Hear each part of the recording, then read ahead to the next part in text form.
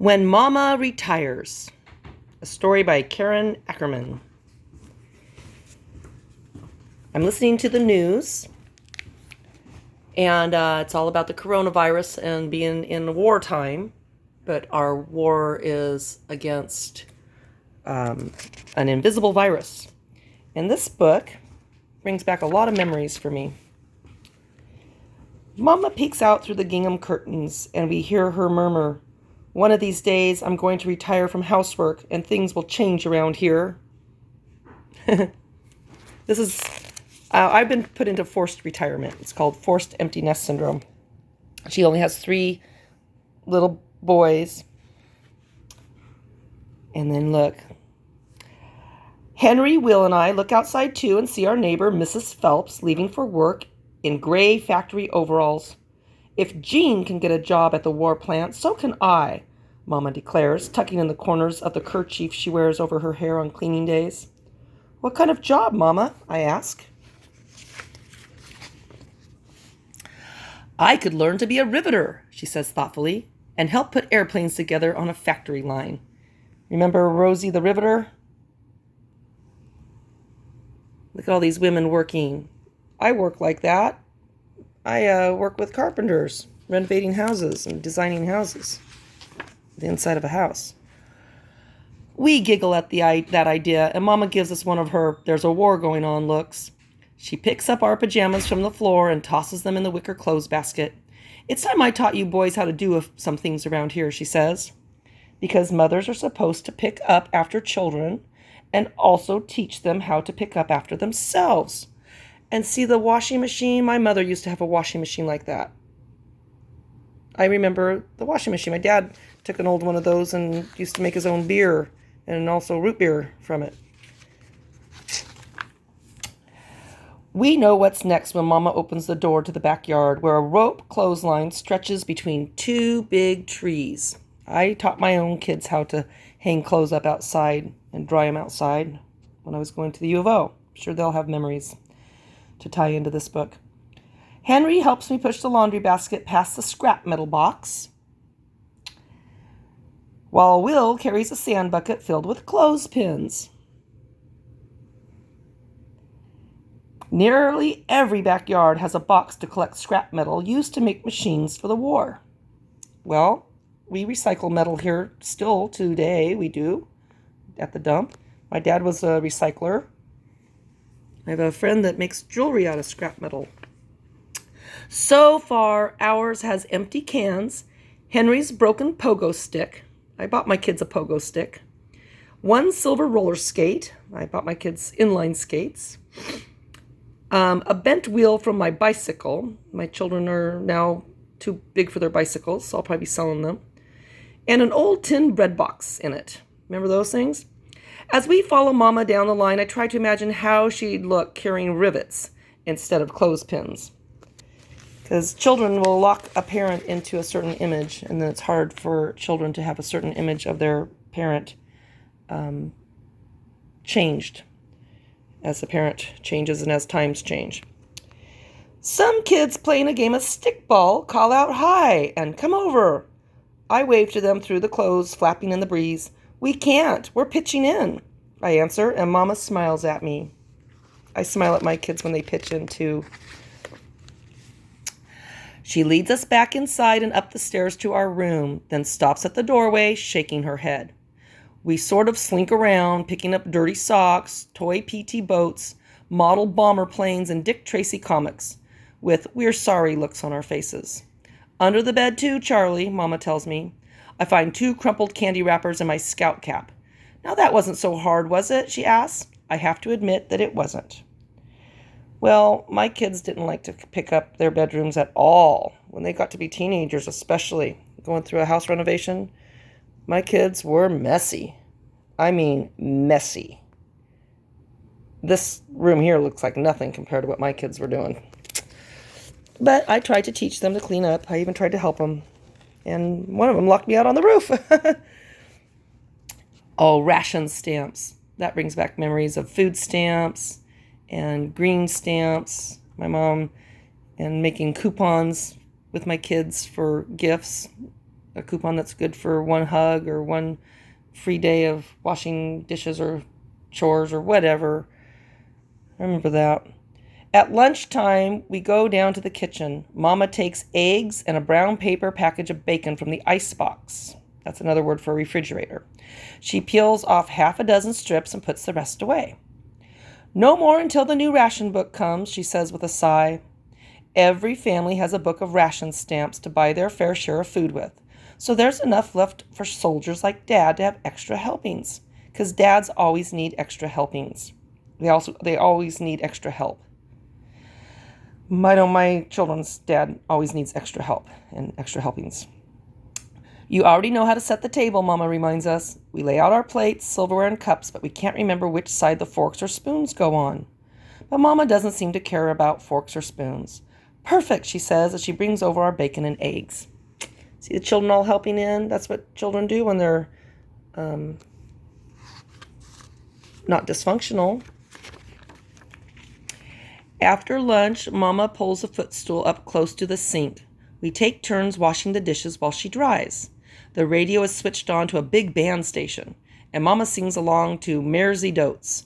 When it's time, all three of us shout, "A kiddle-dee-dee-2 wooden shoe." Now this reminds me of going to the U of O and some of the houses that I lived in with my kids when they were young.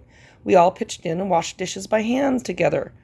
I would count up how many dishes each one had to help with, and they would do like 10 to 15 dishes, and it gave us the time to visit while we worked together. We got a cute little birdie singing out there. Boogie Woogie Bugle Boy comes on next, which starts us jitterbugging across the kitchen floor. "Hey, Mama, watch me," Henry squeals. "Hay is for horses, Henry," she corrects, laughing, then gives him an extra spin. I remember dancing with my kids when they were little and watching them dance. Not to the Boogie Woogie Bugle Boy. That was my mom's era, the big band era. With that cute little apron. I have aprons now. I'm bringing back this time period because it feels like we're in a war. Next, Mama gets the rug sweeper and 3 cotton rags from the hall closet. She puts a dab of oil soap on each rag, and we follow her from room to room, wiping dust from the furniture whenever she says wipe. Soon, everything looks squeaky clean and smells lemony. Isn't that nice? All these kids pitching in. Henry and I take turns pushing the rug sweeper. The roller brush on the bottom spins and the lint disappears inside. Even though he's little, Mama lets Will have the last turn. She tries not to notice when he bumps into the walls. Yep. Mama turns the sweeper upside down to empty out the trap where the lint's been pulled in, and I bend down to watch. She knows exactly how every nut and bolt fits. Maybe she could be a pretty good riveter after all. I remember once taking a washing machine apart to fix it because I couldn't afford to hire a repairman, so I did it myself. I don't think my kids were there that weekend. I think they were at their dad's. When the afternoon is almost over, I hope there isn't much left to learn. Doing housework is hard, and I wonder if factory work is this hard too. Then Mama crooks her finger at us, and we follow her back up the stairs.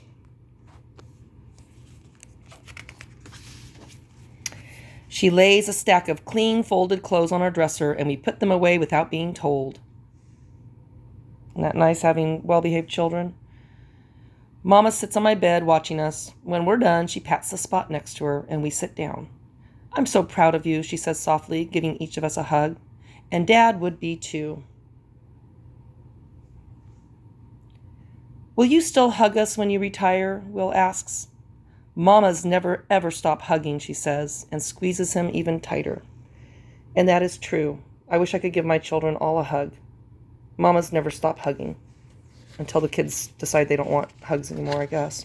Or their dad decides Mama's too dangerous to hug. Whatever. At last, Mama lets us go outside, but the stickball game is already over. I sit on the front stoop and wipe the scuffs off my shoes, while Henry and Will try to walk the dog with their yo-yos.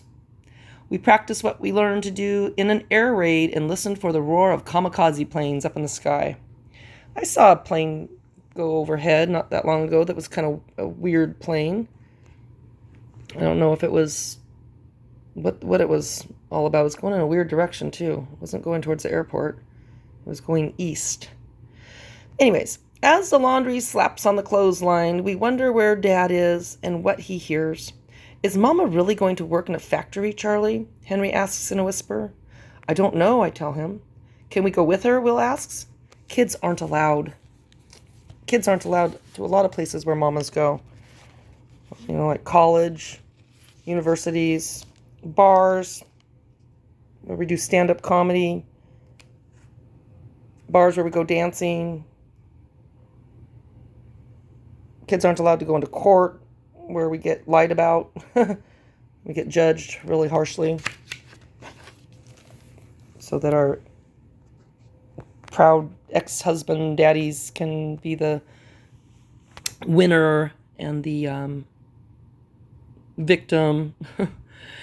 Henry and Will move closer to me on the stoop. I try to remember how much soap goes in the wash, where the cotton dust rags are kept, and how to empty the rug sweeper. Our shoulders touch. Henry and Will watch me, and when I move, they move too. It will be okay, I tell them with a shrug, but inside I'm hoping we'll be ready when Mama retires. So mamas sometimes are forced into retirement, like me, and their kids get to grow up not knowing who exactly we are. And the one thing I am glad that I was able to give my children was each other. I gave my children 7 siblings, plus their new stepmama gave them 2 more step-siblings, or half-sibling. 1 half-sibling, 1 step-sibling. So my 8, plus their other 2, is 10 children. And if they all grow up and they stay close together, that's a gift. That's a gift.